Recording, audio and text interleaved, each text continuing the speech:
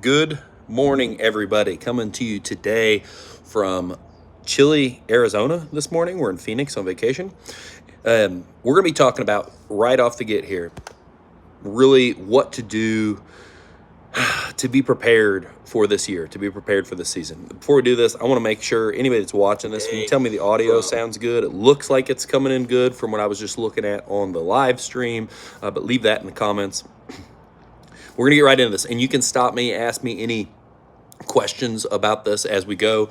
So today we're talking about being ready for 2023. What are the top 3 things that I think you can do, I know you can do, to have a super successful season? And this really doesn't matter. I mean, this hoodie's already broke. It really doesn't matter if you're in the lawn care industry, if you're in landscaping only, if you're in some other kind of construction, whatever the case may be, if you have a dealership, if you have whatever you're doing, it doesn't matter. This will make your season more successful. And if you're starting out, like, these are things that I wish I would have worked on from the very beginning.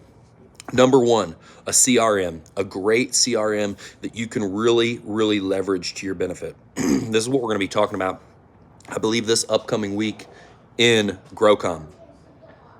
Hey, Blake, real quick, trying to keep my kids out. Can you shut the door? I'm trying to shoot a video real quick, buddy. Sorry. It's all good. Anyway, so leveraging a CRM, I believe this is what we're going to be talking about in GROW Comm this coming week. And what I mean by that is, if you're just starting out or if you're already in business, really putting a CRM to 100% use. And like for us, we use Service Autopilot. What I hear, we just had some people implementing this stuff. CRM, great question. That is client relationship manager or management. It's going to be something like Service Autopilot, Jobber, any of these. Excuse me for the cough. I've got some kind of cold going on as well. But leveraging this to your full potential. We have someone that was in GROW Comm that just implemented Service Autopilot. And the thing that happens to everybody with Service Autopilot is so big and robust that a lot of people don't want to use it because they feel like it's too complex. But really, if you can just start implementing the things you can use and then fill it out more and more and more, you can leverage it to grow the hell out of your business, which is huge, because it's not just people get into these systems and they want to just do it for billing and a little bit of tracking. This is billing, it is number tracking, it is dispatching, it is estimating, and more importantly, it's marketing, which is huge. If you want to grow your business, you want to market. And you need to be able to track all these things. So leveraging a system that can do all of this well. Leveraging a system so it has the metrics for your job costing instantly, for your Mo teams. So you can do job costing for your landscaping, so you can keep up on your numbers. That's what's really going to be important. On top of all of that, this is one of the reasons I don't really like LMN that much, because I've tried a lot of these systems. LMN's probably fine, but I need something that can up the communication. Where most of us, and what I preach inside of GROW Comm, like all of our training stuff, we can differentiate ourselves from everyone else by our communication, our customer communication. And that's what the CRM allows you to do with emails, schedule updates, automations, all of these things. And that's why I push so many people towards this one. And do I think Service Autopilot is the be-all, end-all? I think there's other ones that are probably going to come up in the future that are going to be better. We've been looking at Service Titan. It's got some really cool things that you can implement. We've been looking at other systems out there. We've looked at everything really in our industry. And so that's why we're starting to kind of look at out of industry, just service programs or CRMs. So number 1, really get your CRM dialed in. Question what you have right now. This is probably the biggest question for yourself. Am I using this because I'm trying to save money? If you're saying that, you're not thinking about the long-term gain of a CRM. If you're using it to save money because you're starting out, that is a poor ass broke mindset, and I wish there was a nicer way to say that. But everybody will use the free thing to not spend $100 or $150 a month, when the thing that costs $150 a month, actually, if your value, if your time is worth $50 an hour, which I'm sure it's worth more than that, but if it's only worth $50 an hour, it's going to save you 5 or 6 hours worth of time, 10 hours worth of time. So actually, even though if you're using something cost effective or free, it might be less, it actually costs you more when you look at what you're losing in comparison if you could fully implement a system that was much more robust. So that's first. That is CRM. Here again, for everybody else watching, more and more people are jumping on here. If you've got questions about any of this stuff, I'm watching the live comment feed over here to the side. That's when you're seeing me look off to the side. So if you got questions on any of this stuff, throw that in there, and I'll answer that as we go too. Next, number 2, your processes. If you want to have an awesome year, right now is the time. If you're in an area where there's an off season, focusing on your processes is going to be huge right now. In Florida, we don't have an off season, so we're always rolling. We're having to focus on this 24/7. In a lot of the cool climates, you've slowed down. You've had to plow some snow from time to time. So in the slow time, don't take it as downtime. Use it to get leaps and bounds ahead of all of your competition. So what are your processes? What are you putting in place? I am talking about standard operating procedures, anything that implements structure. And why is that so important? And what is that? That's as simple as a checklist.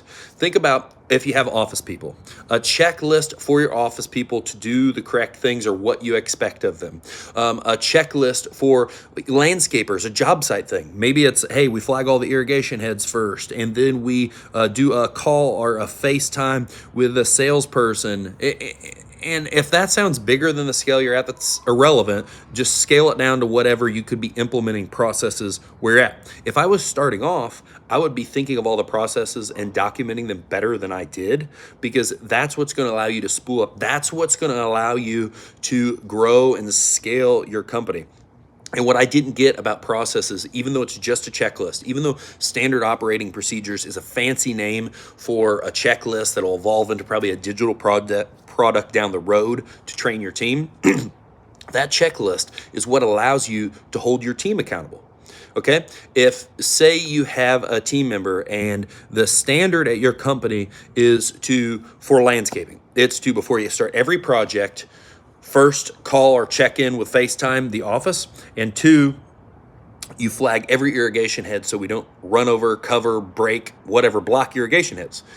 If that's not written down in a document that everyone understands and agrees upon, it is not a standard procedure in your business. Just because you say it on a whim doesn't mean everyone across the board is going to unanimously know this. Now, if you hand this out at the beginning of employment, you kind of go over this, people are signing off on this stuff. Now they know it is something that is required, and now you can hold people accountable to that standard. And without that, like there were so many times when I started off in business that I would get frustrated with people, but I didn't have anything in place for there to be a guideline for them, for me to hold them accountable with, right? And if you're doing that, it's poor leadership, it's poor management, and you really need to work towards that. So number 2 is processes. What are we going to be doing to up our processes? And you don't have to think huge on this. Just implement little things.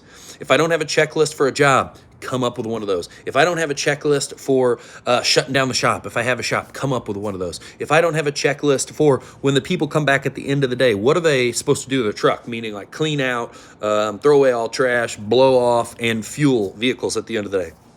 Get those little things in place. They're not crazy. Come up with a Word document. Start building out different ones. Start sharing them with your team. Start building in structure and processes. Number 3, I already said it in that last line, team. What's your team going to look like for 2023 to truly have success?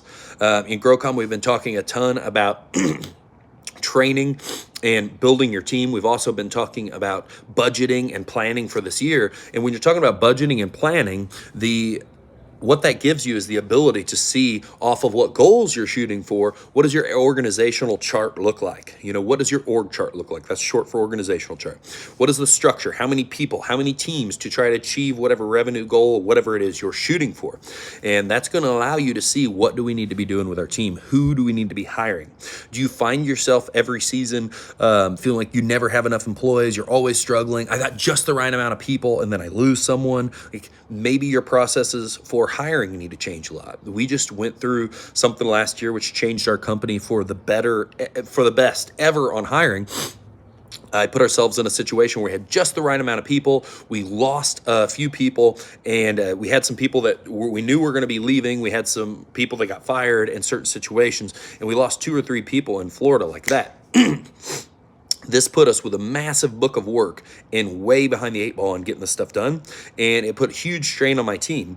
And what I realized is we need to fix this. We can't do this to them again. I kind of made the commitment we weren't going to do this again. So we started interviewing weekly, always hiring. When you talk to big companies, when you read about big companies, they're always hiring. They're always putting people in positions. If they can interview and find good people, a lot of times they're going to take the risk of that new person coming, because they know the risk of that new person coming, if they're awesome, the value they bring will outweigh that risk. Now, I understand if you're smaller, you're starting off, or it doesn't really matter where you're at. You don't want to be overstaffed. So constantly interviewing and thinking about your team here doesn't mean you have to hire every person. It might mean that you're putting people on the bench, you're meeting new people all the time. So you've got so much flow of meeting and looking at new people. And a lot of these people, if they're good people, they've already got jobs, so there's going to be kind of a lag time on them coming anyway. You can meet multiple people that could be sitting on the bench that are saying, yeah, I would love to work with you as soon as you've got an opening. You've already met them, and then when you need them, and when this starts out, and when you're growing or whatever it is, you lose somebody, you need more people, you're growing, whatever the case, there's more people on the bench. So always hiring is a huge focus on the team. And then just thinking what else you need to be doing with the current team in general to cultivate a better culture, to know what's going on with your team, how to help them hit their goals, how to push your team, motivate your team for their own goals so they can be more successful in the company and inevitably bring more success to themselves as well. Trying to, being a good leader is showing your team members, your employees, everybody how to easily have success and showing them a path. And most of us don't start off knowing that this is going to be much, much more about creating a team than it's going to be about doing the thing, mowing the lawn, doing the landscape. It's going to be much more about cultivating culture and team to build into the future. Because if you want to go fast, you go alone. If you want to go far, you go together. And in a company, that means you're going with your team. So there's so many things to focus on. Me having this hiring issue last year, or us, I should say, hurt culture a little bit because it was a strain. And so that was a thing we needed to fix. Events is something we've brought back to having fun with a team. This could be as easy as a cookout or all kinds of different things. But if you want to have a successful 2023, the things I think and know you should be focusing on right now is, one, a CRM in place. That's going to allow you to communicate really freaking well with your clients and allow you to be outstanding in your field, which is not that hard to look better than everybody else in most service fields. Two, focus on your processes, because if you focus on your processes, you're going to be able to have better inner business communication that's going to allow you to do better with the clients. And then it's going to allow less stress on your team, which is the final piece. Be focusing on your team, what you can do to improve it, to grow it, and to know that you're going to have the right people in the right vehicles so you can move forward at a fast speed and grow your company. I'm going to be wrapping this up. There's still some people on here watching. If anybody's got any questions about what it is or anything related to growing into 2023, I'm going to be wrapping this up in just a minute. So make sure you put that in here. Finally, on top of this, 2023 is going to be an explosive year for us.